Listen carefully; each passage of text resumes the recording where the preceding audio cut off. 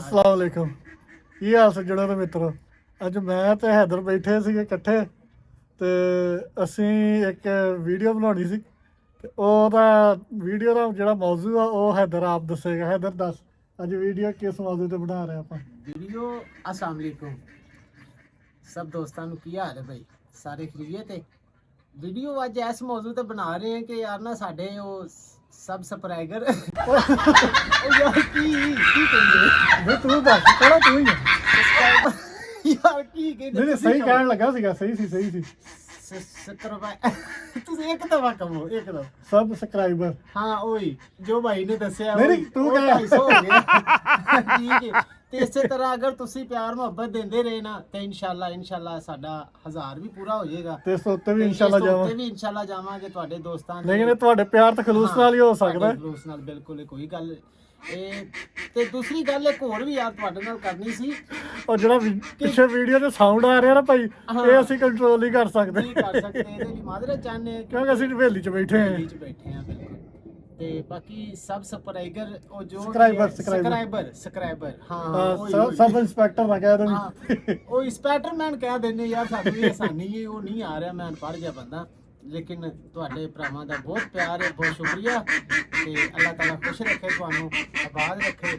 ਇਸੇ ਆ ਵੇਖੋ ਆ ਵੀ ਪਿੱਛੇ ਜਸ਼ਨ ਮਨਾ ਰਹੀ ਹੈ, ਤੁਸੀਂ ਵਧਾਏ ਸਬਸਕ੍ਰਾਈਬਰ ਤੇ ਉਹ ਵੀ ਪਿੱਛੇ ਖੁਸ਼ ਹੋ ਰਹੀ ਹੈ। ਹਾਂਜੀ ਤੁਸੀਂ ਸਬਸਕ੍ਰਾਈਬਰ ਵਧਾਓਗੇ, ਅਸੀਂ ਇਹਨਾਂ ਦਾ ਦਾਣਾ ਪਾਣੀ ਲਿਆਵਾਂਗੇ ਤੇ ਇਹ ਵੀ ਖੁਸ਼ ਹੋਣਗੇ, ਤੁਸੀਂ ਵੀ ਖੁਸ਼ ਅਸੀਂ ਵੀ ਖੁਸ਼। ਬਿਲਕੁਲ।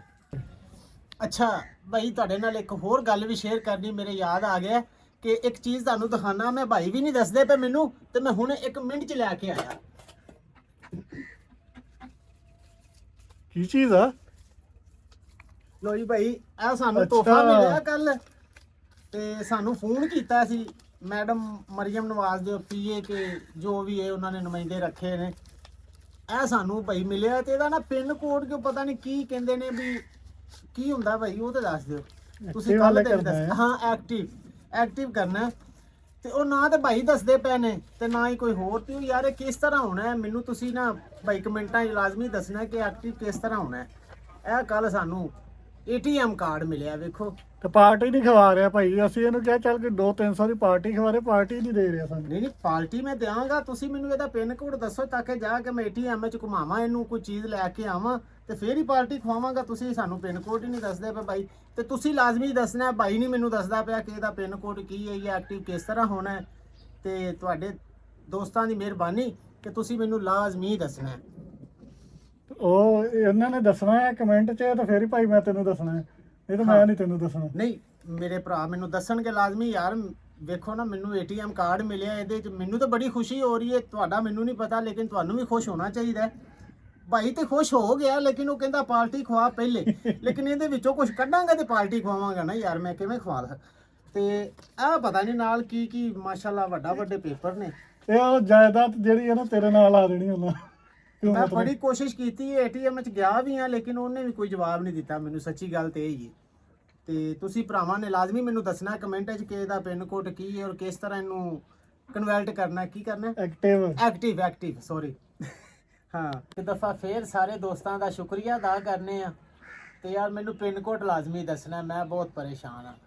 ਤੇ ਅੱਲਾਹ ਪਾਕ ਖੈਰ ਕਰੇ ਤੇ ਹੁਣ ਸਾਨੂੰ ਦਿਓ ਇਜਾਜ਼ਤ, ਕਿਉਂਕਿ ਅਸੀਂ ਥੋੜਾ ਜਿਹਾ ਮਾਲ ਡੰਗਰ ਵਾਲੇ ਵੀ ਧਿਆਨ ਕਰਨਾ ਹੈ, ਪੱਠੇ ਪੁੱਠੇ ਪਾ ਲਈਏ, ਪਾਣੀ ਪੂਣੀ ਡਾਹ ਲਈਏ, ਚਵਾਈ ਦਾ ਟਾਈਮ ਹੋ ਗਿਆ ਤੇ ਅੱਲਾਹ ਤਾਲਾ ਖੈਰ ਕਰੇ। ਓਕੇ ਜੀ, ਅੱਲਾਹ ਹਾਫਿਜ਼। ਮੈਂ ਤੱਕੇ ਸਗੋਂ ਉਹਨੂੰ ਕਹਿੰਦਾ ਹਟਿਆ ਅਕਬਰ ਨੂੰ, ਮੈਂ ਕਿਹਾ ਰਾਣੇ ਨੂੰ ਸੱਦ, ਕਹਿੰਦਾ ਸੱਦ ਲਾਂਗੇ। ਮੌਲਵੀ ਵੇਖੋ ਲੱਗਾ ਮਹਿਕਮੇ ਦੇ ਕਰਮ ਚਲਾ ਗਿਆ, ਖਰਾਬ ਕਰਨ ਲੱਗਾ ਉਹਨੂੰ ਮੁਕਰਮ ਚਲਾ ਗਿਆ, ਕਹਿੰਦਾ ਦਾਦਾ ਦਿਨਾਂ 'ਚ ਮੈਂ ਕਿਹਾ ਸੱਦ ਲਿਆ ਤੂੰ, ਕਹਿੰਦਾ ਆਪੇ ਹੀ ਕਰਨਾ। ਮੈਂ ਤਾਂ ਸਾਕਰ ਸੁਕਰ ਕੋਲੇ ਲੱਭ ਕੇ ਲੈ ਜੂ ਰੱਖਿਆ ਵੀ